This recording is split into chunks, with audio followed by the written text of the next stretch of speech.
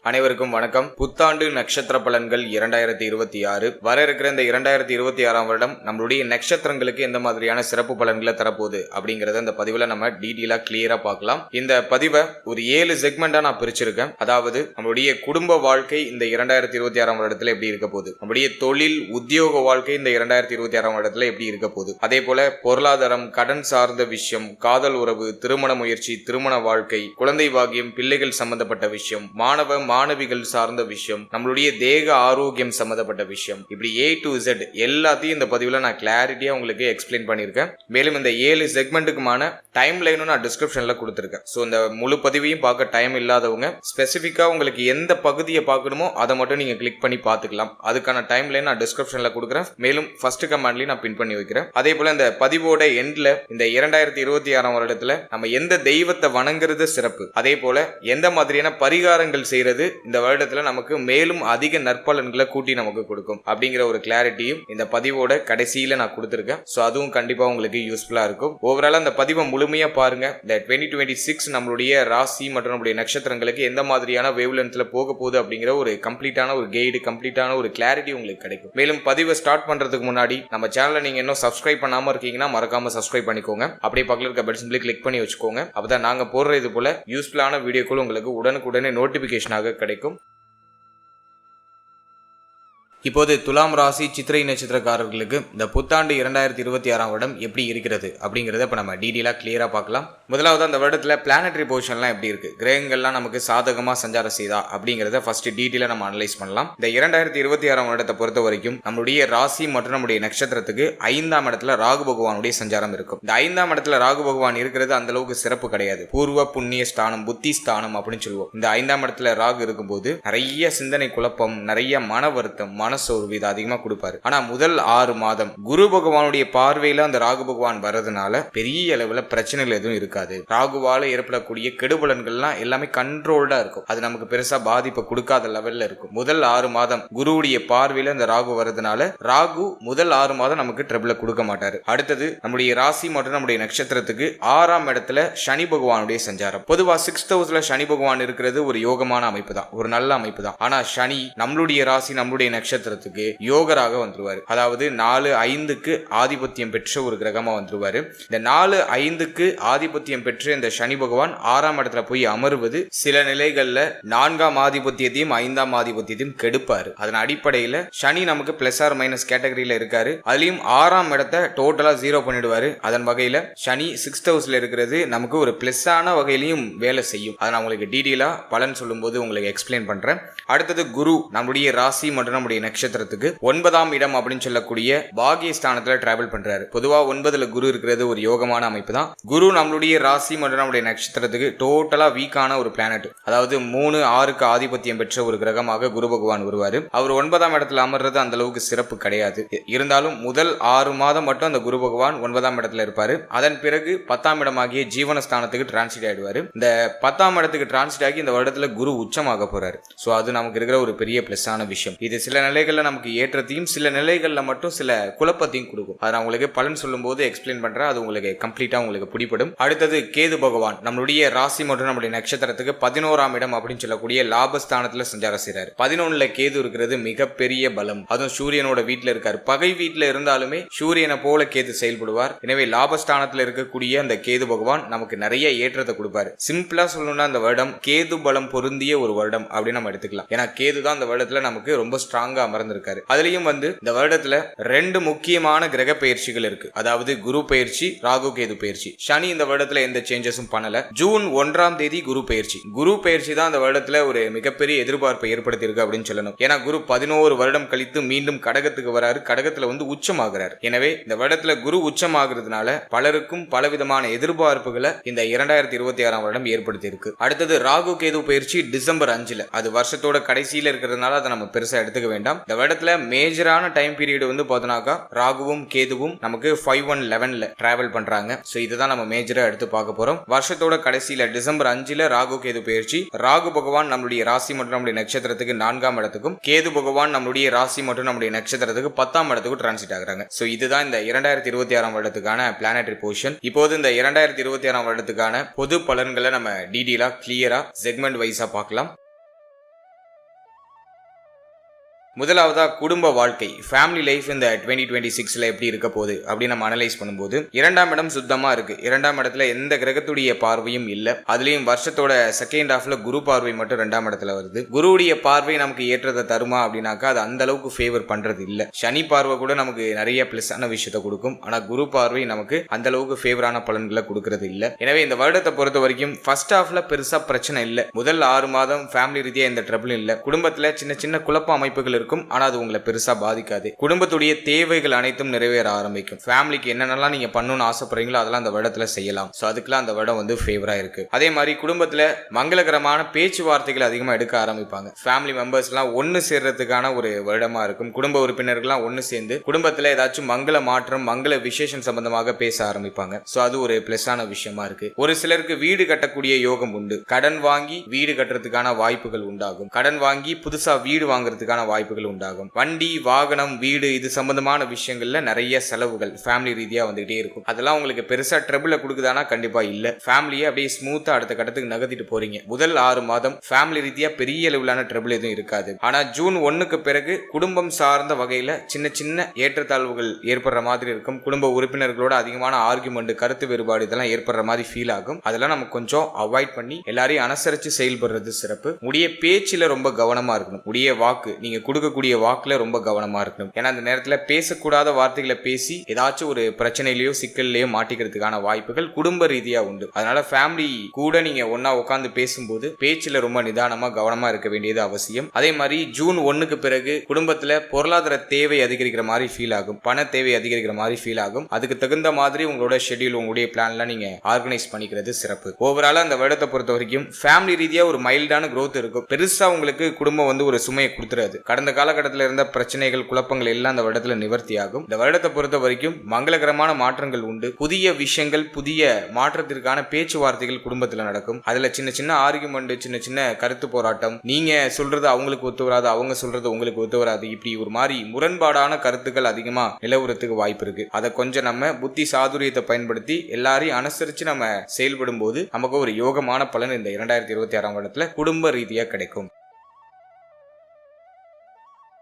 அடுத்தது உத்தியோகம், தொழில் இது சம்பந்தமான விஷயம் இந்த 2026ஆம் வருடத்துல எப்படி இருக்க போகுது அப்படின்னு நம்ம அனலைஸ் பண்ணும்போது, முதலாவதா உத்தியோகத்தை எடுத்து நம்ம ரிசர்ச் பண்ணோம்னா 6ஆம் இடத்துல சனி ஆல்ரெடியே வந்து பார்த்தோன்னா 2025ல நிறைய பேருக்கு உத்தியோகம் சார்ந்த வகையில ஒரு நிம்மதியான அமைப்பு இல்ல. உத்தியோகத்துல இடமாற்றம் பண்ணி மாட்டிருப்பாங்க. அதே மாதிரி நல்லா போயிட்டு இருந்த வேலை திடீர்னு ஸ்டாப் ஆயிருக்கும். திடீர்னு அதுல ஒரு சேஞ்சஸ் வந்திருக்கும். அதே போல உத்தியோகத்துல ஒரு மாதிரி பிரஷரான அமைப்பு அதிகமா இருந்திருக்கும். மன உளைச்சல் அதிகமா இருந்திருக்கும். சக ஊழியர்களோட ஒத்துப்போகாத அமைப்புகள் இருந்திருக்கும். மேல அதிகாரிகளுடைய ஒத்துழைப்பு குறைவா கிடைச்சிருக்கும். இதெல்லாம் லாஸ்ட் ஒரு 6 மந்தா துலாமுடைய நட்சத்திரங்கள்லாம் அனுபவிச்சுட்டு வராங்க. ஒரு சிலருக்கு வேலையின்மை அப்படிங்கிற பிரச்சனையும் இருந்திருக்கும். பொதுவா சொல்ல போனா வேலையே பார்த்தாலும் அதுல திருப்தி அமைப்பு இருக்காது, மன நிறைவு, மன நிம்மதி இருக்காது. அதை தான் 6ல இருக்கிற சனி பகவான் கொடுப்பாரு. ஏன்னா 6ஆம் இடத்துல என்னெல்லாம் இருக்கோ அதெல்லாம் சனி பகவான் கெடுப்பாரு. 6ஆம் இடத்துல வேலை இருக்கு. நோய், கடன், எதிரி இதெல்லாம் இருக்காங்க. நோய், கடன், எதிரி இதெல்லாம் பெரிய அளவுல உங்களை பாதிப்பை கொடுத்திருக்காது. ஆனா வேலையில சின்ன சின்ன ட்ரிபிள் அப்படிங்கிறது 2025ல இருந்திருக்கும். இந்த 2026ஆம் வருடத்துல சனி எந்த மாற்றமும் பண்ணல. அதே 6ஆம் இடத்துல தான் இருக்காரு. அப்போ இந்த 2026ஆம் வருடமும் எங்களுக்கு சுமையா தான் போகுமா? ஜாப்ல சேஞ்ச் கிடைக்காதா? ஜாப்ல ஒரு ஏற்றம் இருக்காதா? ஒரு நிம்மதியான சூழ்நிலை உத்தியோகத்துல இருக்காதா அப்படின்னு நீங்க கேக்குறீங்கன்னா கண்டிப்பாக இருக்கும். ஏன் அப்படின்னாக்கா ஜூன் 1க்கு பிறகு குரு பெயர்ச்சியாகி குருவுடைய பார்வை 6ஆம் இடத்துல பதிய ஆரம்பிக்கும். குரு பார்க்கிற இடத்த நமக்கு ஒரு மாதிரி மைல்டான சேஞ்சஸ் கொடுத்தாலும் குரு ஒரு இயற்கை சுபர். அவர் வந்து பெரிய அளவிலான குழப்பங்களை செய்ய மாட்டாரு. அந்த ஆல்ரெடி இருக்கிற குழப்பத்துக்கான ஒரு சொல்யூஷன் அந்த குரு பார்வை கண்டிப்பா கொடுக்கும். ஒரு மங்கள மாற்றத்தை குரு பகவான் செய்யறதுக்கு முயற்சி பண்ணுவார். அது உத்தியோக ரீதியாகவும் அந்த மங்கள மாற்றம் அப்படிங்கிறது நிகழ ஆரம்பிக்கும். எனவே குரு என்னதான் நமக்கு பாவகிரகமா வந்தாலும் அவர் இயற்கை சுபர். பிரச்சனைகளுக்கான சொல்யூஷனை கொடுக்கறதுல அவர் அடிச்சுக்கவே முடியாது. எனவே உத்தியோக ரீதியா இருக்கக்கூடிய சுமை அமைப்பு, பிரச்சனையான அமைப்பு இது எல்லாம் குரு பெயர்ச்சிக்கு பிறகு கொஞ்சம் கொஞ்சமா குறைய ஆரம்பிக்கும். குரு பெயர்ச்சிக்கு பிறகு உத்தியோகத்துல ஒரு நல்ல மாற்றம், சம்பள உயர்வு, பதவி உயர்வு, பதவி மாற்றம் இதெல்லாம் சிறப்பா கிடைக்க ஆரம்பிக்கும். சக ஊழியர்களோட இருந்து வந்த பிரச்சனைகள்லாம் நிவர்த்தியாக ஆரம்பிக்கும். நீங்க போட்ட எஃபோர்ட்டுக்கான அந்த அங்கீகாரம் அப்படிங்கிறது ஜூன் 1க்கு பிறகு 2026ஆம் வருடத்துல உத்தியோக ரீதியாக கிடைக்கும். அதே மாதிரி உத்தியோகத்தை நீங்க முயற்சி பண்றீங்க, ஒரு நல்ல வேலை கிடைக்குமா அப்படின்னா இந்த வருடத்துல தாராளமா முயற்சி பண்ணலாம். உங்களுடைய மனசுக்கு பிடிச்ச ஒரு நல்ல வேலை கிடைக்கும். அதே மாதிரி ஜாப் சேஞ்ச் பண்ணணும் நீங்க ஏதாச்சும் ஐடியால இருக்கீங்கன்னா ஜூன் 1க்கு பிறகு ட்ரை பண்ணுங்க. அதுல ஒரு நல்ல சக்சஸ் ரேட் கிடைக்கும். அது வரைக்கும் கொஞ்சம் நிதானமா, கவனமா, அவசரம் இல்லாம இருக்கிறத விட்டுறாம இறுக்கி பிடிச்சி செயல்படுறது சிறப்பு. எனவே உத்தியோக ரீதியா இந்த வருடத்தை அனலைஸ் பண்ணும்போது ஒரு சிறப்பான ஏற்றம் உண்டு. ஆனா அது ஜூன் 1க்கு பிறகு அந்த ஏற்றமும் அந்த மாற்றமும் நிகழ ஆரம்பிக்கும். உடைய முயற்சிகள் ஜனவரில இருந்து இருக்கணும். அந்த முயற்சிக்கான அங்கீகாரம், அதுக்கான ரெகக்னேஷன் அப்படிங்கிறது ஜூன் 1க்கு பிறகு கிடைக்க ஆரம்பிக்கும். எனவே உத்தியோக ரீதியா சுமை அமைப்புகள் இருந்தாலும் அந்த சுமையோட வளர்ச்சியும் உங்களுக்கு இந்த வருடத்துல கூடுதலாக கிடைக்கும். அடுத்ததாக தொழில் வாழ்க்கை இந்த வருடத்துல எப்படி இருக்க போகுது, தொழில்ல ஒரு நல்ல ஏற்றம் இருக்குமா, தொழில்ல ஒரு நல்ல வளர்ச்சி இருக்குமா அப்படின்னு நம்ம அனலைஸ் பண்ணும்போது இந்த வருடத்தை பொறுத்த வரைக்கும் குரு 10ஆம் இடத்துல போஷன் எடுக்க போறாரு. 10ல் குரு அமர்வது அந்த அளவுக்கு சிறப்பு கிடையாது. 10ல பாவகிரகங்கள் இருந்தா சிறப்பு, அதுவே சுபகிரகம் இருந்தா அந்த இடத்த கெடுக்கும். குரு அதுல எக்ஸ்பர்ட்டா இருப்பாரு. எனவே குரு பார்த்தோம்னா நமக்கு 3, 6 கூடிய ஒரு கிரகமா வந்துருவாரு. அவர் 10ஆம் இடத்துல அமர்றது அந்த அளவுக்கு சிறப்பு இல்ல. எனவே தொழில் ரீதியா சற்று கூடுதல் அக்கறை, கூடுதல் கவனம் தேவை. தொழில்ல ஒரு தொய்வு நிலை அப்படிங்கிறது இருக்கும். அதிலும் குரு 6ஆம் அதிபதி, அவர் உச்சமாகிறாரு. தொழில் ரீதியா கடன் வாங்கி எதாச்சும் மாட்டிக்கிறதுக்கு வாய்ப்புகள் உண்டு. எனவே தொழில் ரீதியா அதிக அளவிலான முதலீடு எதுலையும் பண்ணிடாதீங்க. குறிப்பா கடன் வாங்கி எதுலையும் முதலீடு பண்ணிடாதீங்க. கொஞ்சம் கேர்ஃபுல்லா இருக்க வேண்டிய ஒரு காலகட்டமா இருக்கும். குரு 10ல உச்சமாகிறாரு, யோகமான பலனை அதிகமா கொடுப்பாரு அப்படிலாம் கிடையாது. குரு 10ல உச்சமானாக்கா தொழில்ல சுமை அமைப்புகளையும் தொழில் நிறைய மாற்றத்தையும் கொடுப்பாரு. தொழில் ரீதியா சில சிக்கலை கொடுப்பாரு. நயா வருஷம் ஆரம்பிக்கிறதுக்கு முன்னாடியே இப்படி அபசகுணமா பேசுறியே அப்படின்னு ஒரு சிலர் கேட்பாங்க. இதான் ரியாலிட்டி.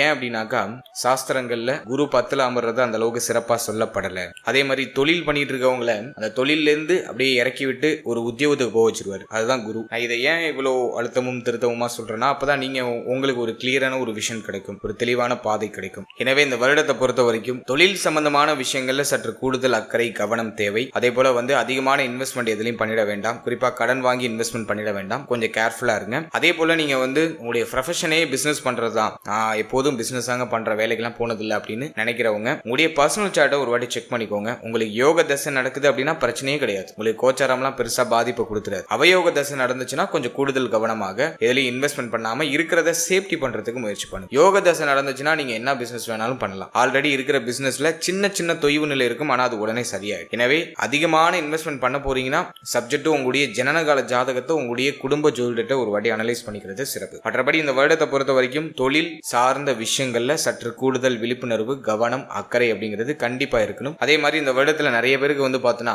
தொழில் ரீதியா இடமாற்றம் நிகழும். இப்போ நீ ஒரு இடத்துல ஒரு கடை வச்சிருக்கீங்க அப்படின்னா அந்த கடையை வேற இடத்துக்கு சேஞ்ச் பண்றதுக்கு முயற்சி பண்ணுவீங்க. தொழில் ரீதியா இடமாற்றம், தொழில் மாற்றம் இதெல்லாம் சிறப்பான முறையில் நிகழும். இப்படி ஏதாச்சும் மாற்றங்கள் வருதுன்னா அதை பண்ணலாம், ஆனா அதுல அகலக்கால் வச்சிடக்கூடாது. ஆல்ரெடி இருக்கிறத வேற இடத்துக்கு ஷிஃப்ட் பண்ணலாம், அது சிறப்பு. ஆனா அதை இன்னும் நான் எக்ஸ்பேண்ட் பண்றேன், இன்னும் கொஞ்சம் அதை செலவு பண்ணி நல்லா விரிவாக்கம் பண்ணி இன்னும் கிராண்டா திறக்கலான் இருக்கேன் அப்படின்னா அது சிக்கல் இழுத்து வரதுக்கு வாய்ப்பு இருக்கு. அதனால அதுல கொஞ்சம் கவனமா, நிதானமா, புத்தி சாதுரியத்தை பயன்படுத்தி செயல்பட வேண்டியது அவசியம். நீங்க ஜஸ்ட் ஸ்டார்ட் பண்ணுங்க. ஸ்டார்ட் பண்ணிட்டு அதுல நல்ல க்ரோ அப் இருக்கிற பட்சத்துல அப்படியே ஸ்டெப் பை ஸ்டெப்பா அந்த இம்ப்ரூவ்மெண்ட்டை நீங்க பண்றது சிறப்பு. அதே மாதிரி இந்த வருடத்துல எந்த பிசினஸ்லாம் ஓரளவுக்கு ஃபேவரா இருக்கும் அப்படின்னா வட்டி தொழில் பண்றவங்களுக்கு ஓரளவுக்கு சிறப்பா இருக்கும். ஏன்னா 6 கூடிய ஒரு 10க்கு வராரு.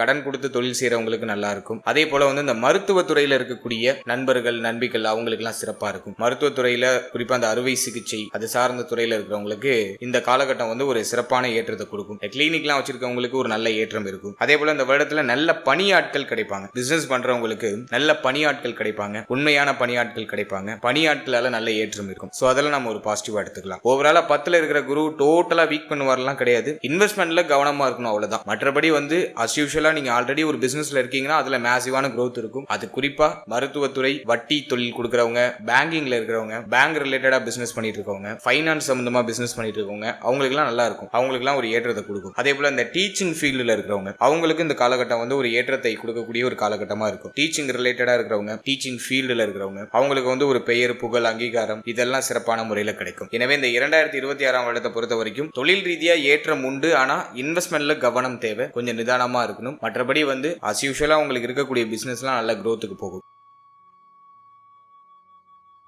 அடுத்தது பொருளாதாரம், கடன் சார்ந்த விஷயம். இதெல்லாம் இந்த 2026ஆம் வருடத்துல எப்படி இருக்கும் அப்படி நம்ம அனலைஸ் பண்ணி பார்க்கும்போது லாபஸ்தானத்துல கேது, அது ஒரு பெரிய பலம். பொருளாதாரத்துக்கு கேது பலம் சிறப்பா இருக்கு. ஆனா சனி பகவான் 12th ஹவுஸை கனெக்ட் பண்றாரு. 12ஆம் இடம் அயன சயன போகஸ்தானத்தை கனெக்ட் பண்றாரு. எனவே செலவு மாத்தி மாத்தி வந்துகிட்டே இருக்கு அப்படிங்கறது இந்த சனி பார்வை இன்டிமேஷன் பண்ணுது. 11ல இருக்கிற கேது பொருளாதார ரீதியா நல்ல ஏற்றத்தை கொடுத்துருவாரு. உடைய தேவைகள், எண்ணங்களை பூர்த்தி செய்யறதுக்கு தேவையான பொருளாதாரம் எப்படியோ உங்களுக்கு கிடைச்சிரும். அதே மாதிரி உத்தியோகத்துல சம்பள உயர்வு, பதவி உயர்வு, பிசினஸ்ல ஓரளவு ஓரளவுக்கு நல்ல ப்ராஃபிட், உடைய எண்ணங்கள் தேவைகள் எல்லாமே நிறைவேற அளவுக்கு தேவையான பொருளாதாரத்தை ஜெனரேட் பண்ணி இந்த லாபஸ்தானத்துல இருக்கிற கேது கொடுத்துருவாரு. ஆனா சனியுடைய பார்வை 12ல இருக்கிறதுனால எவ்வளவு சம்பாதிச்சாலும் கையில நிக்காது. அப்படியே ஓட்டக்கூடத்துல தண்ணி நிரப்புற கரையா அப்படியே எல்லாமே கரைஞ்சிக்கிட்டே இருக்கும், செலவாயிட்டே இருக்கும். உங்களுக்கே ஒன்றும் புரியாது, நல்லா தான் சம்பாதிக்கிறோம் ஆனா கையில எதுவும் நிக்க மாட்டேங்குது, சேமிக்க முடியல அப்படிங்கிற ஒரு வருத்தம் இருக்கும். செலவு மாத்தி மாத்தி இருக்கும். எனவே கையில எதுவும் பணமா வச்சிடலாம ஏதாச்சும் ஒரு நல்ல விஷயத்துல இன்வெஸ்ட் பண்ணி வச்சிருக்கிறது நல்லது. இந்த வருடத்துல எதுல இன்வெஸ்ட் பண்ணலாம்? கோல்டுல இன்வெஸ்ட் பண்ணலாம். குரு உச்சமாகிற வருடம் அப்படிங்கிறதுனால கோல்டுல இன்வெஸ்ட் பண்ணலாம். அது உங்களுக்கு ஒரு நல்ல ப்ராஃபிட்டை கொடுக்கும். அதே போல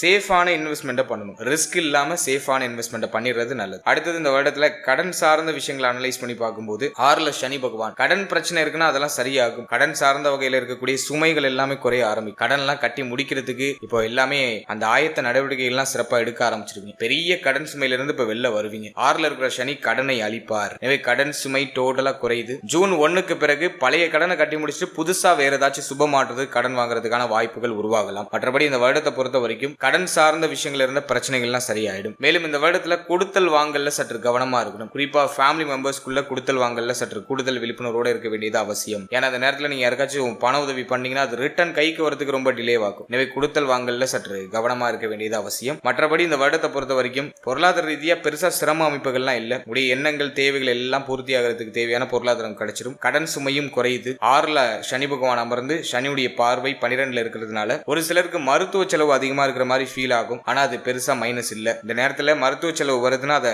மனமுகந்து செய்யுங்க. உங்களுடைய ஹெல்த்ல நல்ல இம்ப்ரூவ்மெண்ட் அது கொடுத்துரும். எனவே செலவும் இருக்கு, ஆனா அதை சமாளிக்கிற அளவுக்கு பொருளாதாரமும் உங்க கைக்கு எப்படியே புரண்டும். எனவே அது நம்ம இந்த வருடத்துல மைனஸா எடுத்துக்க வேண்டாம். இந்த வருடத்துல பொருளாதாரம் கடன் சார்ந்த விஷயமும் ஆல்மோஸ்ட் ஃபேவரா இருக்கு. கொடுத்தல் வாங்கல்ல மட்டும் சற்று கவனமா இருக்கணும். யாராச்சும் கடன் உதவி வாங்குறீங்க அப்படின்னாக்கா அதிகமான கடனை வாங்கிடக்கூடாது. சக்திக்கு மீறி கடன் வாங்கிடக்கூடாது. அதே மாதிரி கடன் கொடுக்குறீங்கனாலும் யாரை நம்பியும் அதிகமான அமௌண்ட் கொடுத்துடக்கூடாது. அதிகமாவோ ஸ்மால் லெவலோ கொடுக்காம இருக்கிறது சிறப்பு. கொடுக்காம இருந்தாலே அந்த உறவு நமக்கு பெருசா பாதிப்பு கொடுக்காம அப்படியே போயிடும். பணத்தை கொடுத்துட்டு மன கஷ்டத்தை நம்ம சேர்த்துக்க வேண்டாம். சோ அதுல நம்ம கொஞ்சம் கேர்ஃபுல்லா இருந்துக்கும். மற்றபடி பொருளாதாரம் கடன் சார்ந்த விஷயம் பெருசா நெகட்டிவா இல்ல.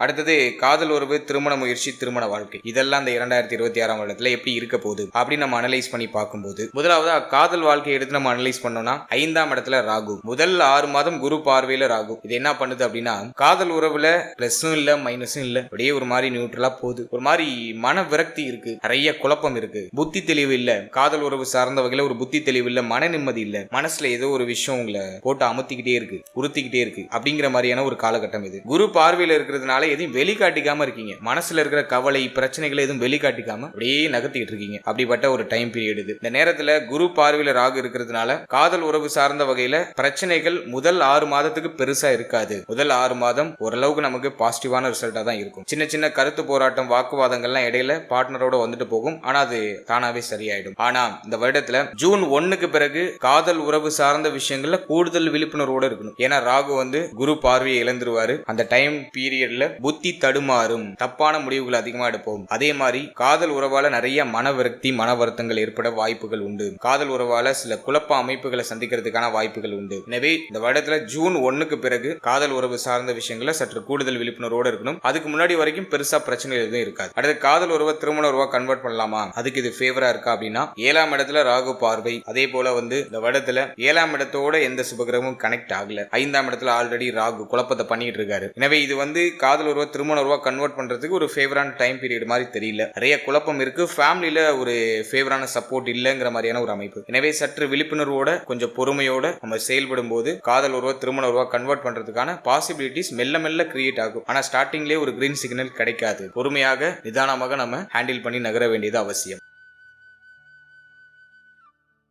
அடுத்தது திருமண முயற்சி இந்த வருடத்துல இந்த மாதிரியான சிறப்பு பலனை தரப்போகுது அப்படின்னா 7ஆம் இடத்துல பெருசா பாவகிரகங்களுடைய ஆதிக்கம் இல்ல. ராகு மட்டும் தான் 7ஆம் இடத்தை கனெக்ட் பண்ணியிருக்காரு. எனவே இந்த வருடத்தை பொறுத்த வரைக்கும் திருமண முயற்சிகளை நீங்க மேற்கொள்ளலாம். தடை தாமதத்தோட சுப செய்தி கிடைக்கும். நிறைய முயற்சி பண்ற சார் ஒரு ஃபேவரான ரிசல்ட் கிடைக்க மாட்டேது அப்படின்னு வருத்தத்துல இருந்தவங்களுக்குலாம் இந்த வருடத்துல அந்த முயற்சிக்கான பலன் அப்படிங்கிறது கிடைக்க ஆரம்பிக்கும். முதல் 6 மாதம் முயற்சி சிறப்பா இருக்கு. எனவே நீங்க முதல் 6 மாதத்துல ட்ரை பண்ணும்போது இடைவிடாம நீங்க ட்ரை பண்ணீங்கன்னா கண்டிப்பா திருமண முயற்சிகளை சுப செய்தி கிடைக்கும். ஆனா அது ஆரம்பத்துல தடை தாமதத்தை கொடுக்கும். திருமண முயற்சி மேற்கொள்ள முடியாத அளவுக்கு ஏதாச்சும் தடுமாற்றம், தடை தாமதத்தை கொடுக்கும். ஆனா நீங்க ட்ரை பண்ணுங்க, அதையும் தாண்டி ட்ரை பண்ணுங்க, சுப செய்தி மிக விரைவாக கிடைக்கும். இந்த வருடத்தை பொறுத்த வரைக்கும் திருமண முயற்சி வெற்றியை கொடுக்கும், ஆனா அதுல தடை தாமதம் இருக்கும். அடுத்தது திருமண வாழ்க்கை இந்த வருடத்துல எப்படி இருக்க போகுது அப்படின்னு நம்ம அனலைஸ் பண்ணும்போது 7ஆம் இடம் பெருசா பாதிக்கப்படல. எனவே திருமண வாழ்க்கைலாம் ஓரளவுக்கு நமக்கு ஆவரேஜா நகருது. ஆனா வாழ்க்கை துணை சார்ந்த கவலை, வருத்தம் அப்படிங்கிறது கண்டிப்பா இருக்கு. வாழ்க்கை துணைக்கு ஹெல்த் ரீதியா ஏதாச்சும் ட்ரபிள், ஏன்னா சனி 8ஆம் இடத்தை கனெக்ட் பண்ணிடுறாரு. வாழ்க்கை துணைக்கு உடல் ரீதியா ஏதாச்சும் பாதிப்பு அல்லது வாழ்க்கை துணையோட அதிகமான கருத்து போராட்டம், இதெல்லாம் மைல்டா இருக்கிற மாதிரி ஃபீல் ஆகும். ஆனா அது பெருசா உங்களுக்கு பாதிப்பை கொடுக்குதானா இல்ல. திருமண வாழ்க்கையில ஒரு மகிழ்ச்சி மாற்றம் அப்படிங்கிறது நிச்சயமா உண்டு. வாழ்க்கை துணையை விட்டு பிரிஞ்சு இருக்கிறவங்க இப்ப ஒண்ணு சேர்றதுக்கான வாய்ப்புகள் கிடைக்கும். வாழ்க்கை துணையுடைய ஆதரவு கிடைக்கும். வாழ்க்கை துணையுடைய இருந்து வந்த பிரச்சனைகள், சண்டை, சச்சரவு, வாக்குவாதம் இதெல்லாம் டோட்டலா குறைய ஆரம்பிக்கும். இந்த வருடத்தை பொறுத்த வரைக்கும் வாழ்க்கை துணை சார்ந்த வகையில ஓரளவுக்கு பாசிட்டிவான ரிசல்ட் நம்ம நிச்சயமா அறுவடை செய்யலாம். சூப்பர் பாசிட்டிவா இல்ல,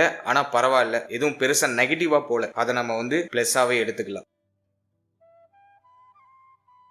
அடுத்தது குழந்தை பாக்கியம், பிள்ளைகள் சம்பந்தப்பட்ட விஷயம். இதெல்லாம் இந்த 2026ஆம் இடத்துல எப்படி இருக்க போகுது அப்படின்னு நம்ம அனலைஸ் பண்ணும்போது 5ல ராகு குழந்தை பாக்கியம் சார்ந்த வகையில சில தடை தாமத அமைப்புகளை இது காமிக்குது. குருவுடைய பார்வையில இந்த ராகு பகவான் இருக்கிறதுனால முதல் 6 மாதத்துல இந்த குழந்தை பாக்கியம் சார்ந்த வகையில நீங்க சுப செய்திகளை எதிர்பார்க்கலாம். ஆனா அந்த தடை தாமதத்தோட ஒரு சில மருத்துவ செலவுகளுக்கு பிறகுதான் அது கிடைக்கும். அதே மாதிரி மருத்துவருடைய ஆலோசனைப்படி நீங்க செயல்படும் போது சுப செய்தி மிக விரைவாக கிடைக்கும். பெண்கள் அதிகமான பயணங்களை குறைச்சிக்கணும். வெளியிடங்களுக்கு அதிகமா போறது, வண்டி வாகனத்துல அதிகமா டிராவல் பண்றது, இதெல்லாம் குறைச்சிக்கிறது சிறப்பு. அதே மாதிரி ஹெல்த்தியான ஃபுட் எடுத்துக்கோங்க. சனி பார்வை 12ல இருக்கிறதுனால ஐயன போக சுகம் கெடும், தாம்பத்திய சுகம் கெடும். எனவே சரியான உணவு, சரியான தூக்கம், இதை நீங்க சரிப்படுத்திக்கிறது சிறப்பு. ஏன்னா அந்த நேரத்துல மேக்சிமம் பார்த்தீங்கன்னா தூக்கமின்மை அப்படிங்கிற பிரச்சனை நிறைய பேருக்கு இருக்கும். எனவே டயத்துக்கு சாப்பிடுங்க, டயத்துக்கு தூங்குங்க, மைண்டை கொஞ்சம் ரிலாக்ஸா வச்சுக்கோங்க. அதுவே உங்களுக்கு ஒரு பெஸ்டான ரிசல்ட்டை பெற்றுக் கொடுக்கும். அதே மாதிரி மருத்துவருடைய ஆலோசனைப்படி செயல்படுறது சிறப்பு. சின்ன சின்ன மெடிக்கல் நீட்ஸ் அப்படிங்கிறது இருக்கும். அதை நீங்க சரிவர செய்து கொள்ளும்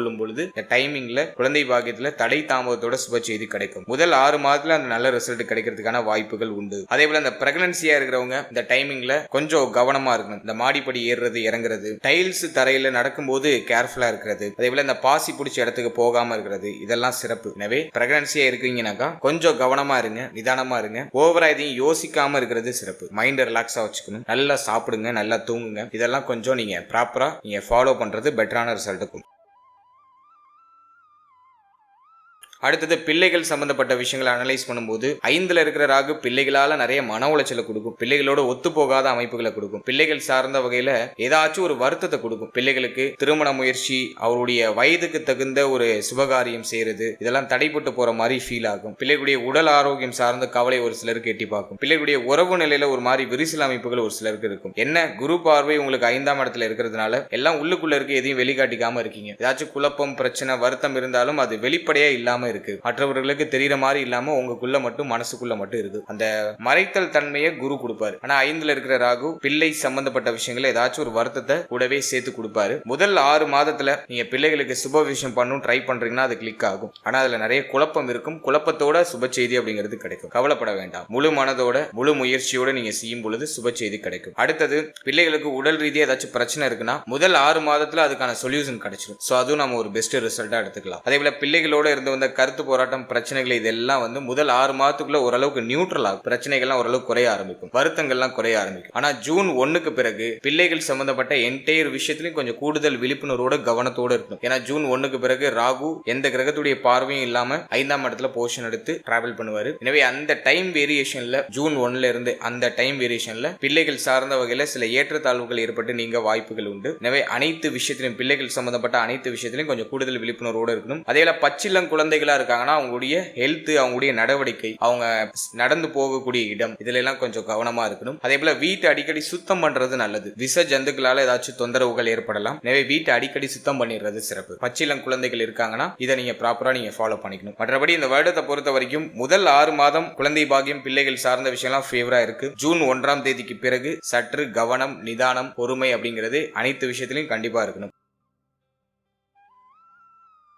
அடுத்ததாக ஸ்டூடெண்ட்ஸ் மாணவ மாணவிகளுக்கு இந்த வருடம் எப்படி இருக்க போகுது அப்படின்னு நம்ம அனலைஸ் பண்ணும்போது 4ஆம் அதிபதி 6ஆம் இடத்துல தன்மணிக்கு 3ல மறைஞ்சிருக்காரு. எனவே ஸ்டூடெண்ட்ஸுக்கு முயற்சி அதிகமா இருக்கு, புதிய விஷயங்களை கத்துக்கிறதுல ஆர்வமா இருக்காங்க. ஆனா அதுல ஒரு தொய்வு நிலை இருக்கு, முழு மூச்சா அதுல கவனம் செலுத்த முடியல, ஏதோ கவனச்சிதறல் அவங்கள போட்டு அலக்களிக்கிற மாதிரியான ஒரு காலகட்டம் இது. எனவே இந்த வருடத்தை பொறுத்த வரைக்கும் ஸ்டூடெண்ட்ஸ் கொஞ்சம் தெளிவா இருந்துட்டாலே இந்த வருடத்துல பெருசா பிரச்சனைகள் இல்ல. 5ஆம் இடத்துல ராகு இருக்கிறதுனால புத்தியில ஒரு மாதிரி கலக்க அமைப்புகள் இருக்கும், புத்தி தெளிவு இல்லாம செயல்படுவாங்க, ஏதோ ஒரு விஷயத்தை நினைச்சு ரொம்ப வருத்தம் அடைஞ்சுக்கிட்டே இருக்கக்கூடிய ஒரு அமைப்பை கொடுக்கும், பய உணர்வை கொடுக்கும். இந்த வருடத்தை பொறுத்த வரைக்கும் சற்று சிந்தனையை தெளிவுபடுத்திட்டாலே நீங்க இந்த வருடத்துல நல்ல ஒரு சக்சஸ் ரேட்டுக்கு போயிடுவீங்க. 4ஆம் அதிபதி 6ல இருக்கிறதுனால கல்வி சம்பந்தப்பட்ட விஷயங்கள சில குழப்ப அமைப்பு, தடை அமைப்பு, தாமத அமைப்புகளை காமிக்கும். ஆனா ஜூன் 1க்கு பிறகு எல்லாம் சரியாயிடும். ஜூன் 1க்கு பிறகு நீங்க நினைச்சத நினைச்ச மாதிரி பண்ண முடியும். ஏன்னா குரு பார்வை, உச்ச குருவுடைய பார்வை 4ஆம் இடத்துல வந்துடும். அதான் குரு நமக்கு 6ஆம் அதிபதி 3ஆம் அதிபதியாக இருந்தாலும் அவர் முயற்சி ஸ்தானாதிபதி. எனவே முயற்சியை அதிகப்படுத்துவார், படிப்புல புதிய முயற்சிகள்ல இறங்க வைப்பாரு, தூர தேச பயணங்களை கொடுப்பாரு, வெளியூர், வெளி மாநிலம், வெளிநாடு போய் படிக்கிறதுக்கான வாய்ப்புகளை கொடுப்பாரு, குடும்பத்தை விட்டு பிரிய வைப்பாரு, ஃபேமிலி விட்டு பிரிஞ்சு போய் வெளியிடங்கள்ல படிக்கிறதுக்கான ஆப்பர்ச்சுனிட்டிஸை கொடுப்பாரு. சோ நீங்க அப்படி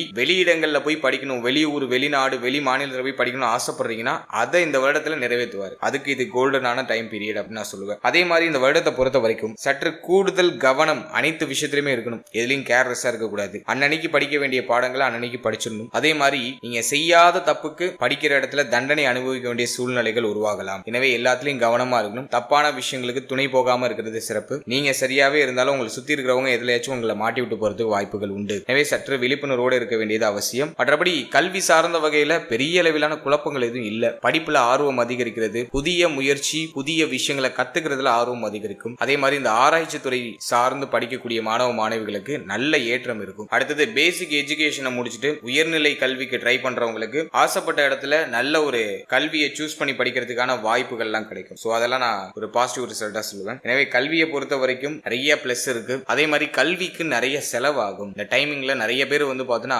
எஜுகேஷன் லோன் போடுவாங்க, கடன் வாங்கி படிப்பாங்க, ஒரு சின்ன லெவல்லையாச்சும் கடனை உருவாக்கும். அல்லது நல்லா வெல்த்தான ஒரு பர்சனா இருக்கீங்க அப்படின்னாக்கா கல்விக்கு அதிகமான செலவை கிரியேட் பண்ணுவது. சோ அப்படிப்பட்ட வருடம் தான். அது மைனஸா அப்படின்னா கிடையாது, அறிவை பெருக்கும், நல்ல உயர்தரமான கல்வியை கொடுத்துரும். செலவு அதிகம் தான், பட் உங்களுக்கு அது ஃபியூச்சர்ல ஒரு பெரிய ஒரு பேஸ்மெண்ட்டை கிரியேட் பண்ணி கொடுத்துரும், ஒரு ஸ்ட்ராங்கான பேஸ்மெண்ட்டை கிரியேட் பண்ணி கொடுத்துரும். நல்லா பயப்பட வேண்டாம், கல்விக்கு செலவு செய்யலாம், அதுல தவறு கிடையாது. எனவே ஸ்டூடெண்ட்ஸை பொறுத்த வரைக்கும் இந்த நேரம் ஒரு சிறப்பான நேரம் தான் நான் சொல்லுவேன். வெளியூர், வெளி மாநிலம், வெளிநாட்டுல போய் படிக்கிறதுக்கு இது ரொம்ப ரொம்ப ஃபேவரான ஒரு டைம் பீரியட்.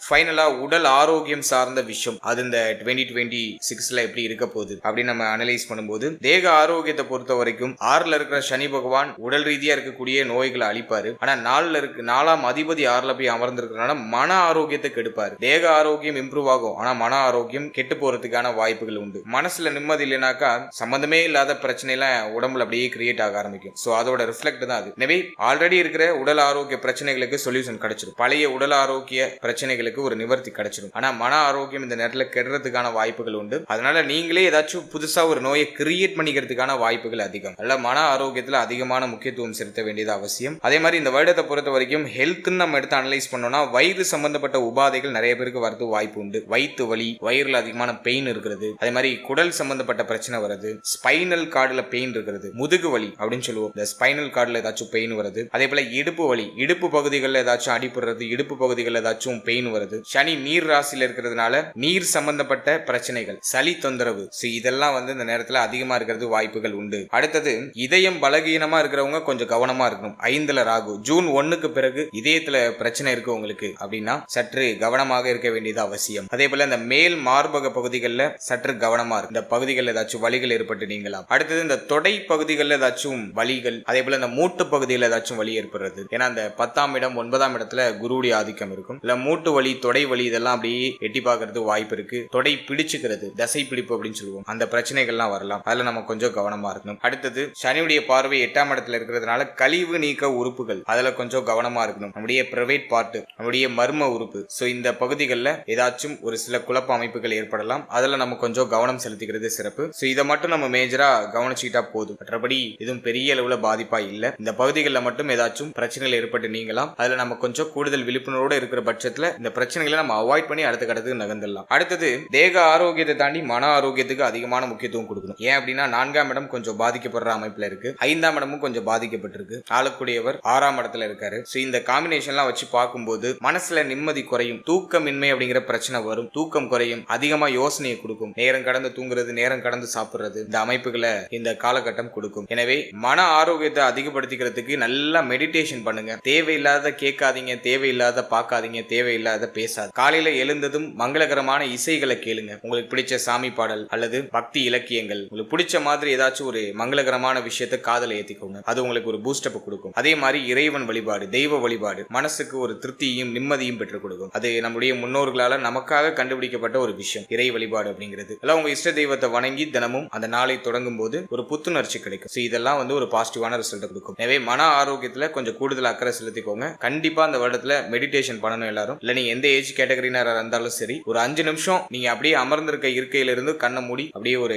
மெடிடேஷனுக்குள்ள போயிடுங்க. அது உங்களுக்கு ஒரு பெஸ்டான ஒரு ரெமடியா இருக்கும். மைண்டை ரிலாக்ஸ் பண்றதுல அதுதான் ஒரு பெஸ்ட். அடுத்தது நம்ம குடும்ப உறுப்பினர்கள்ல யார் சார்ந்த வகையில வருத்தங்கள் ஏற்படுறதுக்கு வாய்ப்பு இருக்குன்னா, ஃபர்ஸ்ட் தாயாரோட சில கருத்து போராட்டங்கள்லாம் இருக்கும். தாய் சம்பந்தப்பட்ட விஷயங்கள்ல கவனமா இருக்கணும். தாய் வழி உறவுகள்லையும் சற்று கவனமா இருக்கணும். தாயாரோட ஒத்து போகாத அமைப்புகள், தாயாருக்கு உடல் ரீதியாக ஏதாச்சும் பிரச்சனைகள் இதெல்லாம் ஏற்பட்டு நீங்களாம். எனவே தாய் சம்பந்தப்பட்ட விஷயங்கள்ல கூடுதல் விழிப்புணர்வோடு இருக்கணும். அடுத்தது திருமணமாகி பிள்ளைகள் இருக்காங்க, குழந்தைகள் இருக்காங்க அப்படின்னா குழந்தைகள் பிள்ளைகள் சம்பந்தப்பட்ட விஷயங்கள்ல கொஞ்சம் கவனமா இருக்கணும். அதன் பிறகு தாய் மாமன் சம்பந்தப்பட்ட விஷயங்கள்ல கவனமாக இருக்கும். தாய் மாமனோட ஒத்து போகாத அமைப்புகள் உருவாகலாம். அடுத்து தந்தை சம்பந்தப்பட்ட விஷயங்கள்ல முதல் 6 மாதத்துல கவனமா இருக்கணும். முதல் 6 மாதம் தந்தையாரோட அதிகமான கருத்து போராட்டங்களோ, தந்தையாரோட ஒத்து போகாத அமைப்போ அல்லது தந்தைக்கு உடல் ஆரோக்கிய ரீதியாக ஏதாச்சும் பிரச்சனையோ ஏற்பட்டு நீங்களாம். அதுல கொஞ்சம் கவனம் செலுத்திக்கிறது சிறப்பு. அடுத்தது மூத்த சகோதர சகோதரிகள், இவங்க கூட கொஞ்சம் கவனமா இருக்கும். இதை மட்டும் நம்ம கொஞ்சம் மெயின்டைன் பண்ணிக்கிட்டோம்னாக்கா இந்த காலகட்டம் நமக்கு ஒரு. அடுத்தது இந்த வருடத்துல எந்த தெய்வத்தை வணங்குறது சிறப்பு, எந்த ஸ்தலத்துக்கு போகலாம், என்ன மாதிரியான பரிகாரங்கள் செய்யலாம் அப்படின்னு நம்ம அனலைஸ் பண்ணி பார்க்கும்போது, ஃபர்ஸ்ட் தெய்வ வழிபாடு அப்படின்னு எடுத்துட்டோம்னாக்கா முதல்ல நீங்க சனீஸ்வர பகவானை வணங்குறது சிறப்பு. சனி பகவானுடைய ஸ்தலமாகிய திருநள்ளாறு சென்று வர்றது சிறப்பு. திருநள்ளாறு போயிட்டு எல் தீபம் ஏற்றி சனி பகவானை 19 முறை சுற்றி வருவது சிறப்பு. சனி பகவானை முறையா வழிபட்டு நல்லெண்ணெய் அப்படின்னு சொல்லக்கூடிய எல் தீபம் ஏற்றி மனமுருகி வழிபடும் போது சனி பகவானுடைய அருள் நமக்கு கிடைக்கும். எனவே சனி பகவானுடைய ஸ்தலமான திருநள்ளாறு போயிட்டு வர்றது உங்களுக்கு இந்த வருடத்துல ஒரு வளர்ச்சியை ஏற்படுத்தி கொடுக்கும். மேலும் மனித தலை இல்லாத தெய்வங்களை வணங்குறது சிறப்பு. அதாவது துர்க்கை வழிபாடும் இந்த வருடத்துல உங்களுக்கு ஒரு நல்ல ஏற்றத்தை கொடுக்கும். துர்க்கையுடைய கோவில் இந்த ஏரியால இருக்குனாக்கா அங்க போயிட்டு துர்க்கை வழிபாடு செய்யறதும் சிறப்பு. ஏன்னா ராகு 5ஆம் இடத்துல இருக்காரு. எனவே துர்க்கை வழிபாடு செய்யும் பொழுது ராகுடைய கெடுபலன்கள் அப்படிங்கிறது குறைய ஆரம்பிக்கும். எனவே இந்த வருடத்துல தெய்வ வழிபாடு அப்படின்னு நம்ம எடுத்துட்டோம்னாக்கா சனி பகவானை வழிபடுறது சிறப்பு. அடுத்தது துர்க்கை வழிபாடு, மனித தலை இல்லாத தெய்வங்களை வணங்குறதும் இந்த வருடத்துல உங்களுக்கு ஒரு ஏற்றத்தை. மேலும் இந்த வருடத்துல எத்தனை தெய்வத்தை வணங்கினாலும் நம்முடைய குலதெய்வத்தை நம்ம விட்டுறக்கூடாது. 5ல ராகு இருக்கும்போது குலதெய்வ வழிபாடை மேற்கொள்ள முடியாத அளவுக்கு ஏதாச்சும் தடை தாமதங்களை கொடுக்கும். எனவே இந்த வருடத்துல முடிஞ்ச அளவுக்கு குலதெய்வ வழிபாட்டை மேற்கொள்றதுக்கு ட்ரை பண்ணுங்க. இந்த வருடம் ஆரம்பித்து ஒரு முறையாச்சும் உடைய குலதெய்வத்தை நேர்ல போய் பார்த்து குலதெய்வத்தை வழிபட்டு வர்றது சிறப்பு.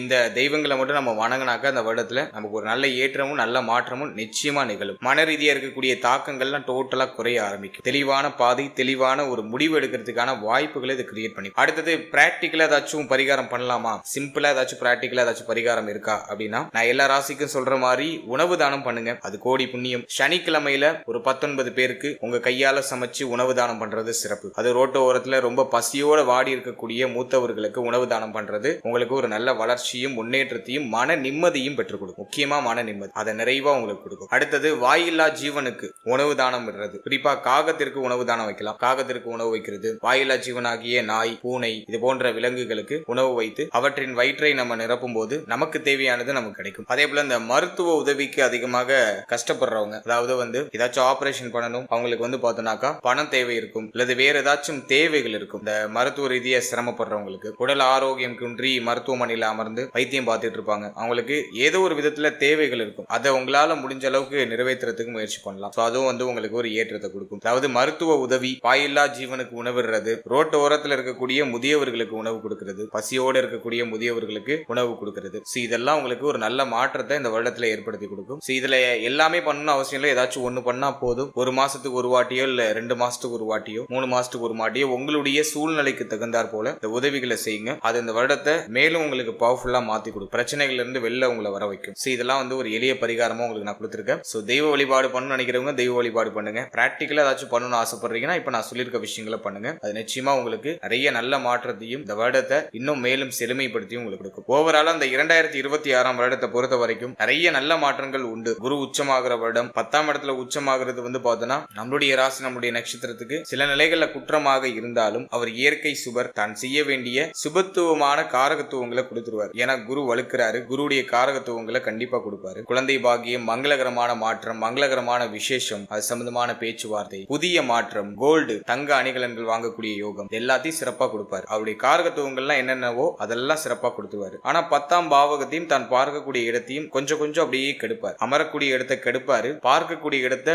வளர்த்து அதனால பயன் இல்லை அப்படிங்கிற மாதிரியான ஒரு அமைப்பை கொடுப்பாரு. எனவே இந்த வருடம் நமக்கு நிறைய நல்ல பலன்களையும் நல்ல மாற்றத்தையும் கொடுக்க காத்துக்கிட்டு இருக்கு. அதுக்கு நம்முடைய மைண்ட் செட்டை கரெக்டா பில்ட் பண்ணி சரியான பாதையில பயணிக்கும் போது நிச்சயமா அனைத்தும் நமக்கு சுபத்துவமாவே நடக்கும். வாழ்த்துக்கள்.